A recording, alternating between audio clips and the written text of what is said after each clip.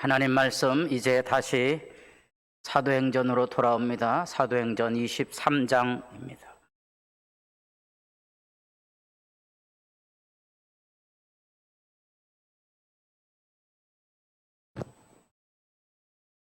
사도행전 23장 6절입니다. 바울이 그중 일부는 사두개인이요 다른 일부는 바리새인인 줄 알고 공회에서 외쳐 이르되 여러분 형제들아 나는 바리새인이요 또 바리새인의 아들이라 죽은 자의 소망 곧 부활로 말미암아 내가 신문을 받노라. 그 말을 한즉 바리새인과 사두개인 사이에 다툼이 생겨 무리가 나누어지니 이는 사두개인은 부활도 없고 천사도 없고 영도 없다 하고 바리새인은 다 있다 함이라. 크게 떠들새 바리새인 편에서 몇 서기관이 일어나 다투어 이르되 우리가 이 사람을 보니 악한 것이 없도다. 혹 영이나 혹 천사가 그에게 말하였으면 어찌 하겠느냐 하여 큰 분쟁이 생기니 천부장은 바울이 그들에게 찢겨질까 하여 군인을 명하여 내려가 무리 가운데서 빼앗아 가지고 영내로 들어가라 하니라. 다 같이 보겠습니다. 11절. 그날 밤에 주께서 바울 곁에 서서 이르시되 담대하라. 내가 예루살렘에서 나의 일을 증언한 것 같이 로마에서도 증언하여야 하리라 하시니라. 아멘.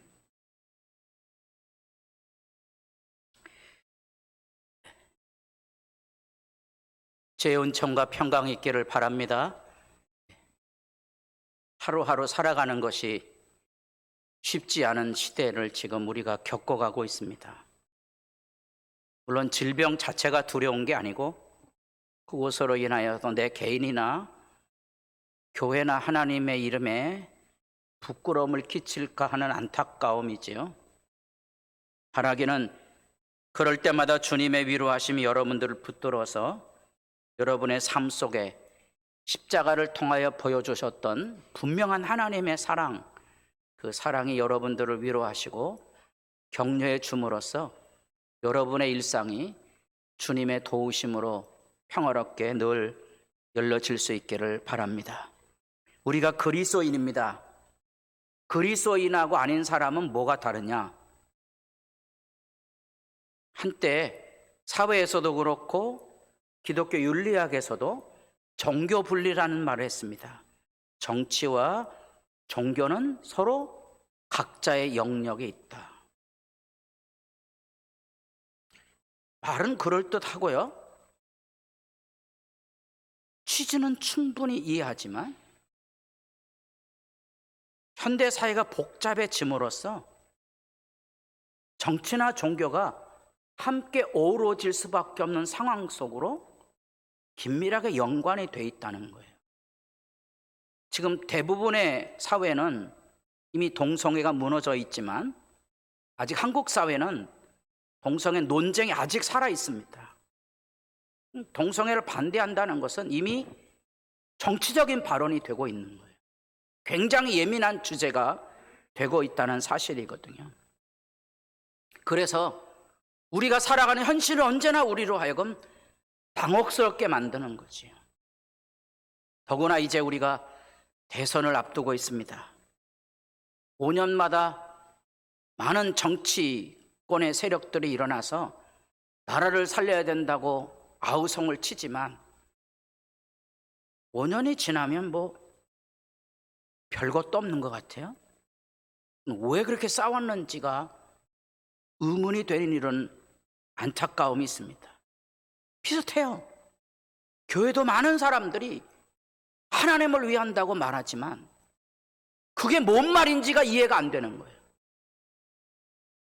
그게 뭔 말인지가 이해가 안 돼요. 사랑을 위해 살기 위하여 결혼을 했던 사람들이 사랑이 무너져서 싸움을 합니다. 이게 뭔 싸움을 하는 거냐는 거예요. 이게 혼란스러운 거죠.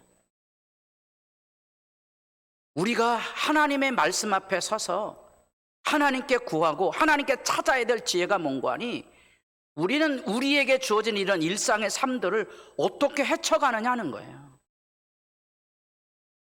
기독교인과 기독교인이 아닌 사람들의 가장 큰 차이가 뭐라 그랬죠? 예수님이 내게 오셨다는 거예요. 목사님, 그게 뭔 말입니까? 예수님께서 내게 오셨다는 말은 하나님이 날 사랑하신다는 거죠. 하나님이 날 사랑한다는 거거든요. 그래서 하나님이 날 사랑하기 위해서 목숨을 거신 사건이 예수 사건인 거예요. 그러니까 예수 이전과 예수 이후의 삶은 달라질 수밖에 없는 거죠. 그래서 우리가 예수님이 내게 오셨는가를 진단해 보셔야 되는 거예요.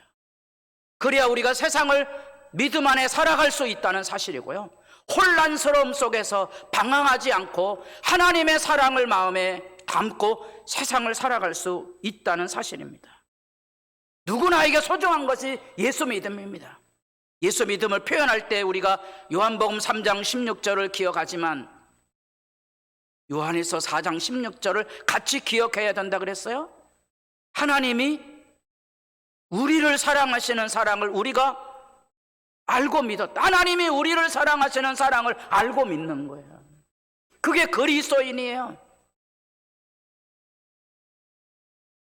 내 아내와 사랑의 관계를 가졌는데, 한 아내, 남편과 아내를 만나도 50년, 60년을 사랑의 유지를 관계를 이어갑니다. 하물며 하나님이 나를 사랑하신다는 말, 예수가 내게 오셨다는 이 구원의 사건은 한 번 경험하면 평생 잊을 수가 없는 거죠.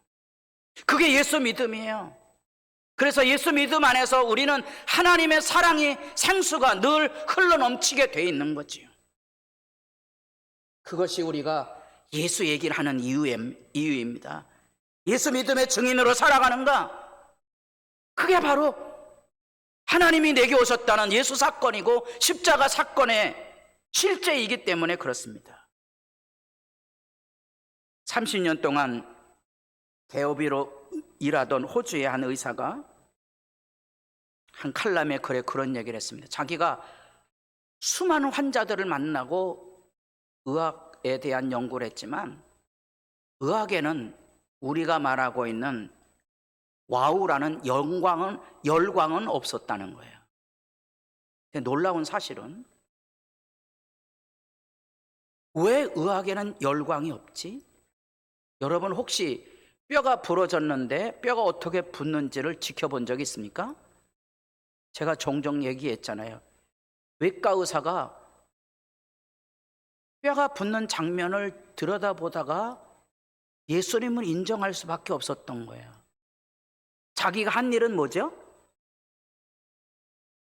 뼈를 제자리에 맞춰놓은 것 뿐이지, 액이 흘러나와서 뼈가 붙는 것은 자기가 한 게 아니에요.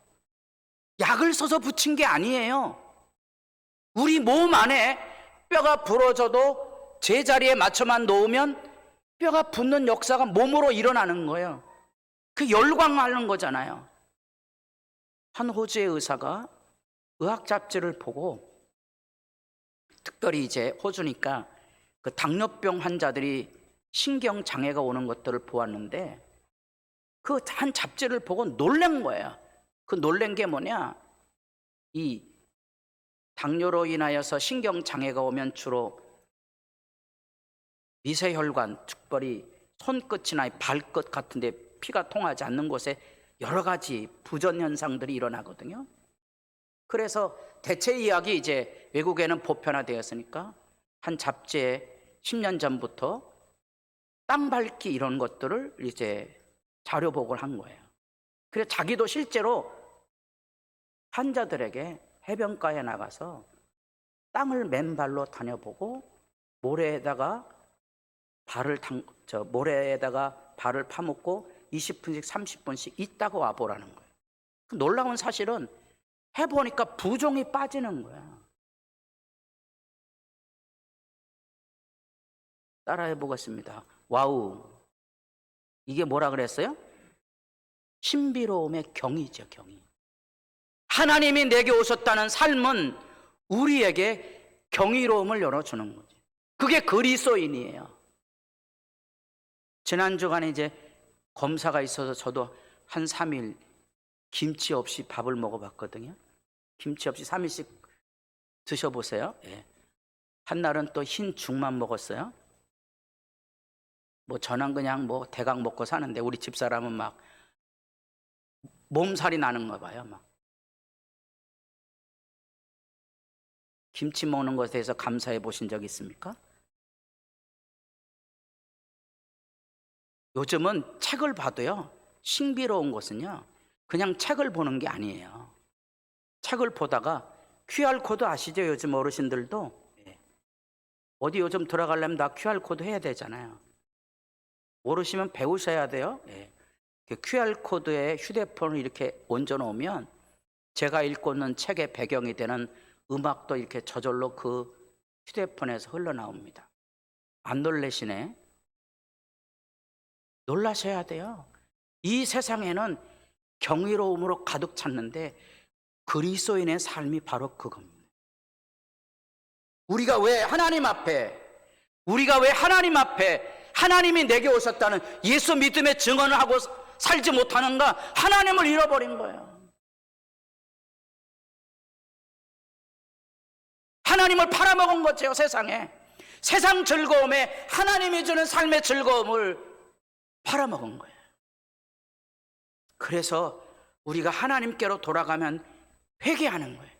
회개란 다름이 아니고 하나님의 사랑이 내게 다시 부음받은 영광을 경험하는 자리가 회개의 자리예요. 지난주에 예배하고 오늘 예배한다고 생각하십니까? 그게 아닌 거예요. 지난주에 설교를 이번 주에도 듣는다고 생각합니까? 그게 아닌 거예요. 우리가 예수 믿음으로 살아간다는 말은 바로 하나님이 내게 오신 그 삶의 증언을 함께 나누고 그것을 증거하며 사는 건데, 놀라운 사실은 그 사실을 교리적인 표현으로 의하면 죽은 자의 소망, 예수 부활이 우리 믿음의 기초가 되고 있다는 사실입니다. 하나님을 어떻게 만납니까? 예수가 죽으신 분이 아니고 살아계신 분으로 내게 오셨다는 거예요. 그래서 사람을 사람으로 보는 사람은 사람밖에 생각하지 못하지만 사람을 하나님이 사랑하시는 사랑의 대상으로 보면 그 사람에게서 하나님의 향기를 맡는 거지. 저는 어린이들하고 친하지 않지만 어린이를 사랑하는 우리 주일학교 교사들은 어린아이들하고 있으면 행복한 거예요. 여러분, 우리가 보기에 특수선결 하시는 분들, 특별히 노약자를 돌보는 것 같은 거친 삶의 봉사의 자리에 서 있는 사람들, 그거는 그 안에 있는 신비로움을 경험하지 못하면 감당하기 어려운 거예요. 어느 며느리가 자기 시어머니 간병을 하는데 대소변을 다 받아내야 되는데 힘들지 않느냐고요. 안 힘들어요. 힘든 사람은 못 하는 거예요. 안 힘든 사람만 하는 거예요. 그게 하나님의 은혜고 그게 경이로움이에요. 우리는 우리에게 주어진 삶 안에 주님이 거기 계셔서 하나님의 향기와 하나님이 주신 경이로움으로 세상을 살아가는 게 그게 그리스도인이에요. 그게 부활이라는 말이에요. 부활이란 말이 어려운 말이 아니고요. 부활은 예수님께서 이 세상에 생명이 새로 살아난다는 그 사실의 첫 출발이에요.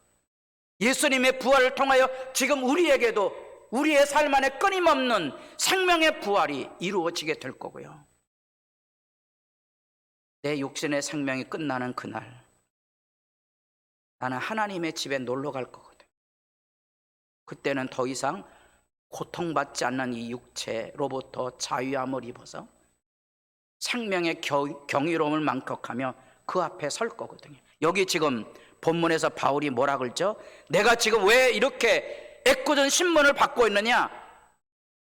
6절 끝구절에 또 바리새인의 아들이라 나는 바리새인의 정통성을 말하면서 죽은 자의 소망 곧 부활로 말미암아 내가 신문을 받노라. 그렇죠. 예수님이 재판받던 자리에 바울이 지금 재판을 받고 있습니다. 예수님도 죄가 없음에도 불구하고 그 사람들에게 정죄함을 입어서 십자가에 죽었습니다. 바울도 여기 죄가 없음에도 불구하고 재판을 받아야 됐어요. 이유가 뭐라 그랬죠? 부활을 전하는 것 때문에 그렇다는 거예요. 신기하죠? 예수 부활을 왜 사람들이 미워합니까? 자기들이 거짓 신앙 안에 있다는 사실이 드러나기 때문에 그런 거예요. 여러분, 신기하게도 여러분, 예수 부활이 뭔 잘못입니까? 무슨 해를 끼칩니까? 해를 끼치게 아무것도 없는데 왜 바울을 여기 잡아가두고 때리고 신문하려고 합니까? 이게 진리에 대한 증오거든요. 악의 증오가 그 살아있다는 거예요. 니체의 얘기를 종종 했습니다. 왜 말을 끌어안고 정신병에 걸려서 자기 생명을 맞춰야 됐냐? 왜 신이 죽었다고 선포를 해야만 됐냐? 비극이죠. 자기가 신을 안 믿으면 되는 거지, 신을 죽었다고 선포해야 될 이유는 없거든요. 왜? 신이 살아있다는 사람도 있는데 왜 모든 사람들에게 신이 죽었다는 말을 강제하냐? 여러분, 혹시 전도하러 다녀더라도 이런 말을 하지 마세요. 당신 예수 안 믿으면 저주받아, 이런 말 하지 마세요. 그건 전도가 아니에요. 분명한 것은 있어요. 나는 하나님이 나를 사랑하신다는 사실을 예수 부활을 통하여 확인한 증언은 생생하게 하며 사서야 하고요, 여러분 그 열망을 가지고 예배의 자리에 서야 한다는 사실입니다. 세상은 끊임없이 이렇게 악의 증오를 가지고 사람을 죽이고 미워하고 다투고 싸웁니다. 어느 곳이든지 있습니다. 언제나 있습니다. 그런 하나님은 살리시고 사랑하시고 돌보십니다. 예수 믿는 사람 되기를 바랍니다. 그래야 살리는 사람이 돼요. 그래야 사랑하는 사람이 되고요, 그래서 생명을 주는 삶을 살아가게 됩니다. 놀랍죠? 성령을 받아서 사도들이 예수 부활을 증거하기 시작했을 때 사도행전 4장이거든요. 사도들이 백성에게 말할 때 제사장들과 성전 맡은 자와 사두개인들이 이르러 예수 안에 죽은 자의 부활이 있다고 백성을 가르치고 전함을 뭐하여? 왜 싫어합니까? 자기들하고 생각이 다르다는 거예요. 자기들하고 생각이 다르면 다른 거지, 왜 미워하고 죽이려고 합니까? 그렇잖아요. 여러분, 왜 나하고 생각이 다른데 미워하고 다투고 죽이려고 그럽니까? 생각해 보신 적이 있습니까? 그게 악의 실제의 모습입니다. 예수님 당당하게 예수님이 사역을 하실 때부터 그 사역의 마지막 7번째 이적을 나사로 죽은 자를 살리심으로 부활이 있을 것에 대한 예고편을 분명히 보여주셨습니다. 이게 죽은 나사로의 누이 마르다에게 하는 말씀입니다. 예수께서 이르시되 나는 부활이요 생명이니 나를 믿는 자는 죽어도 살겠고 무릇 살아서 나를 믿는 자는 영원히 죽지 아니하리니 이것을 내가 믿느냐? 여러분, 뭘 믿습니까? 그 실제로 이런 말씀을 오해해갖고 스페인의 한 여왕은 자기 남편이 죽었는데 자기 남편이 살아날 것을 기대하고 그 관을 끌고 수도원을 전전하는 경우가 있었습니다. 살아난다는 거. 이 사실은 죽은 자가 살아난다는 사실을 명시적으로 밝힌 게 아니에요.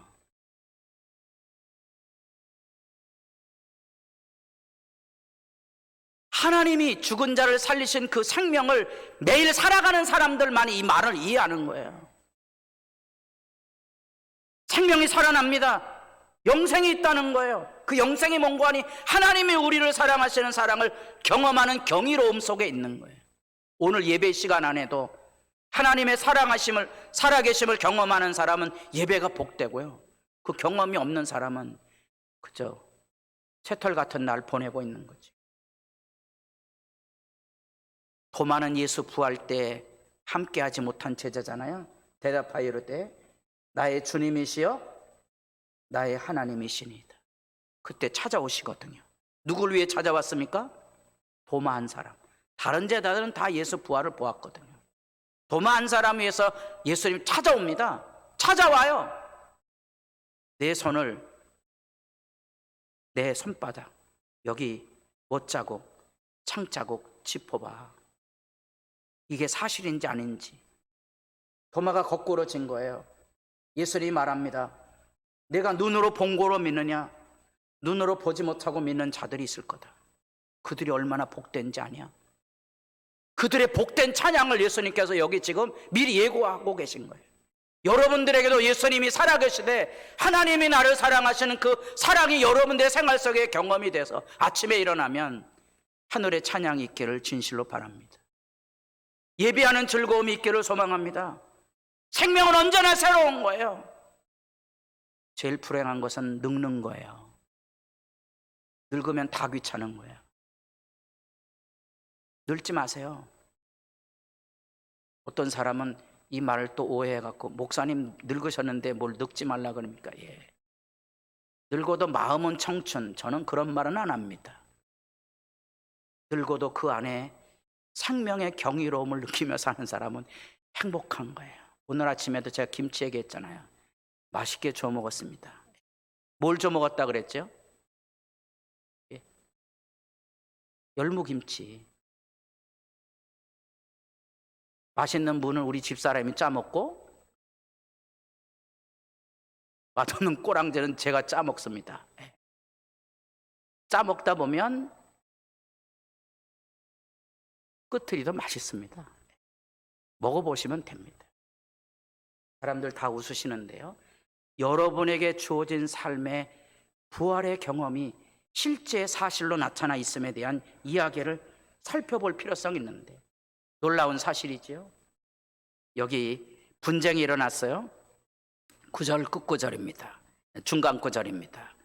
바리새인 편에서 몇 사람이, 서기관, 성경을 연구하는 학자들이죠, 우리가 이 사람을 보니 악한 것이 없도다. 혹 영이나 혹 천사가 그에게 말하였으면 어찌하겠느냐. 천사의 말을 이 사람이 들을 수도 있다. 그러면 뭐 해줘야 돼요? 풀어줘야지. 이 황당한 일이 있습니까? 죄가 없잖아요. 죄가 없는데 왜 재판을 하냐고요. 자기들 입으로 죄가 없다고 말하는데 왜 죽이려고 하냐고요. 이게 황당한 현실입니다. 이 사건이 그냥 한 번 나오는 게 아니고요, 놀랍게도 사도행전은 누가가 저작을 했거든요. 누가복음에 보면 예수님께서 죄가 없다는 사실을 5번 밝히고요, 보너스까지 밝혀줍니다. 6번. 마지막 보너스, 예수가 죄가 없다는 말을 누가 하는 거 아니? 예수를 십자가에 못 박았던 백부장이 합니다. 이 사람은 정녕 의인이었다. 6번 나와요. 사도행전 지금 바울의 이야기, 이 이야기로부터 바울의 사역 안에도 바울이 죄가 없다는 사실을 5번 말하고 마지막에 보너스 1번, 6번까지 나옵니다. 마지막 6번은 바울이 죄수로 끌려가다가 멜리데라는 사람의 난파를 당해가죠. 추위가 왔을 때 건불더미를 불에 올려놓다가 독사가 뭅니다. 사람들이 말합니다. 이 사람은 바다에서는 구원을 받았지만 신의 저주는 못 면할 겁니다. 근데 그 독사에게 물리면 서너 시간에 몸이 붓고 죽어야 되는데 바울이 멀쩡히 살아있는 거예요. 죄가 없는 거예요. 죄가 없는데 왜, 이 사람이 악한 것이 없는데 왜 재판을 합니까? 이 황당한 현실 여러분 어떻게 이해하려고 하십니까? 시대자간 혼란은 그렇게 진리나 정의를 묻지도 따지지도 않습니다. 예수님도 그렇게 죄 없으심에도 죽으셔야만 됐습니다. 이 악의 아우성으로 세상은 어두워져 가고요. 그러면 여러분 어떻게 살 것입니까? 이 황당한 현실을 어떻게 여러분들 살아가고 있습니까? 이 죄 없는 삶의 자리에 대하여 이렇게 사람들은 예수를 십자가에 못 박으라고 외쳤습니다. 내가 보니 이 사람에게 죄가 없다. 그런데 왜 죽이려 합니까? 이 무서운 악의 아우성 소리가 들려옵니까? 죄가 있어 매를 맞고 참으면 무슨 칭찬이 있으리요? 그러나 선을 행함으로 고난을 받고 참으면 이는 하나님 앞에 아름다우니라. 황당한 현실을 어떻게 살아가려고 하십니까? 선을 행함으로 기쁘게 고난을 감수하셔야 합니다. 이게 그리스도인으로 살아가는 거예요. 예수님께서 우리를 마지막 날 맞이하실 때 하나님의 백성들을 맞이하는 보선발로 나와 맞이하는 예수님의 환호와 기쁨의 영접이 착하고 충성된 종이라는 표현이거든요. 사람들이 충성은 다 합니다. 뭘 하지 못하는 건 착함을 유지하지 못하는 거예요. 착하다는 말은 사람 좋다는 말 아니에요. 착함의 가장 소중한 첫 번째 개념은 마태복음 5장에 착한 행실이라는 말이 나오는데 예수님께서 복되다 하신 팔복이 나오고요. 그 팔복의 현장을 얘기합니다.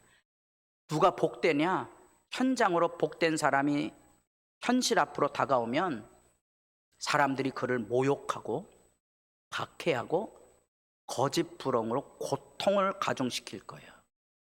그때 그런 황당한 현실에 비난과 조롱과 멸시가 다가올 때 기뻐하고 즐거워할 수 있는 사람이 착한 사람이에요.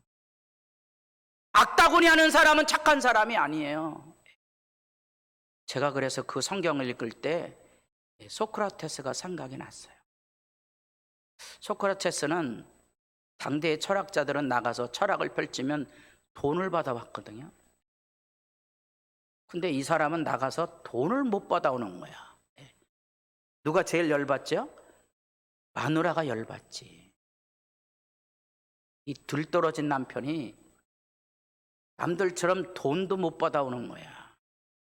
그래서 소크라테스가 집에 들어가면 천둥번개가 치는 거야.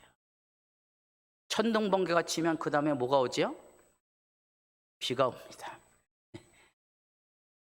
아내가 요강단지까지 던진 거야.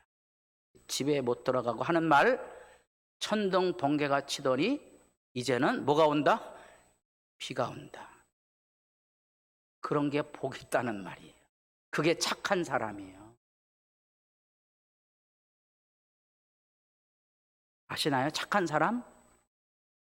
예수님 때문에, 예수님 때문에 착한 사람 될 수 있습니다. 나는 못해요. 예수님이 내게 착한 길을 가도록 이끌어 주시는 거예요. 그래서 내가 예수 따라가면 내가 세상의 빛이 되고 소금이 되는 거예요. 이 세상의 모든 황당한 현실에 해답은 없어요. 내가 착한 사람이 되면 문제를 풀어갈 수 있습니다. 형제들아, 주의 이름으로 말한 선지자들을 고난과 오래 참음의 본으로 삼으라. 선지자들이 다 그 길을 걸어갔거든요. 예수 복음으로 여러분 그 증인의 삶을 당당히 살아가고 있습니까?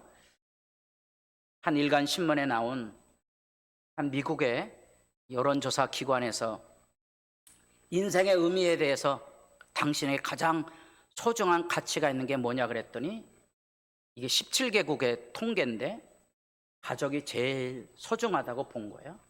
평균으로 따지면 38%. 대한민국은 안타깝지만 가족보다 소중한 게 물질 풍요라고 나왔더라고요. 한국 사람은 지금 뭐에 빠져 있다? 돈독에 빠져 있다고 보는 사회가 된 거죠. 이것을 보다가 저는 직업병이 있잖아요. 종교는 몇 위에 있을까요? 종교는 저 밑에 2%입니다. 뭐하고 같아요? 반려견하고 비슷합니다. 여기는 지금 통계상으로 2% 나오지만 한국 사람들에게 종교가 삶의 의미에 있는가? 1%입니다. 세상은 진리에 관심이 없기 때문에 악의 아우성에 휘몰아쳐 갑니다. 황당한 현실을 만날지 모릅니다. 여기 황당한 현실 앞에 여호수아는 이런 대답을 했습니다. 그러므로 이제는 여호와를 경외하며 온전함과 진실함으로 그를 섬기라. 너희들 좋은 대로 믿고 살아라. 나는 그것에 대해 관계하지 않지만 오직 나와 내 집은 여호와를 섬기겠노라. 우리에게 필요한 것은 여호와를 섬기겠다는 분명한 예수 복음의 바른 신앙이고요. 예수 복음의 바른 신앙은 주께서 내 곁에 서신 그 길을 가는 겁니다. 그 길을 가려면 놀랍지만 사자의 입에서 건짐을 받는 영광이 있을 것입니다. 바라기는 예수 믿는 사람으로서 우리의 본분이 무엇인지 되짚어 보시고 주님이 내 곁에 계신가를 물으십시오. 다음 주에 다시 주께서 내 곁에 서신다는 사실의 말씀을 행복한 얼굴로 같이 나눌 수 있기를 바랍니다. 기도드리겠습니다.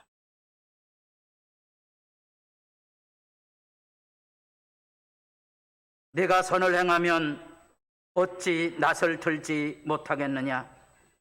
선을 행하지 아니하면 죄가 문에 엎드려 있느니라. 죄가 너를 원하나 너는 죄를 다스릴지니라.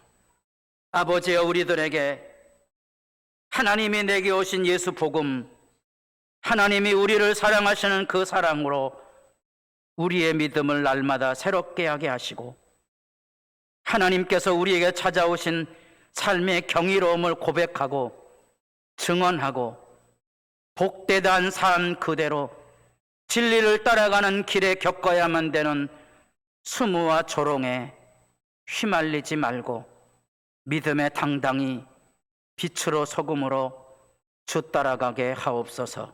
예수님의 이름으로 기도드립니다. 아멘.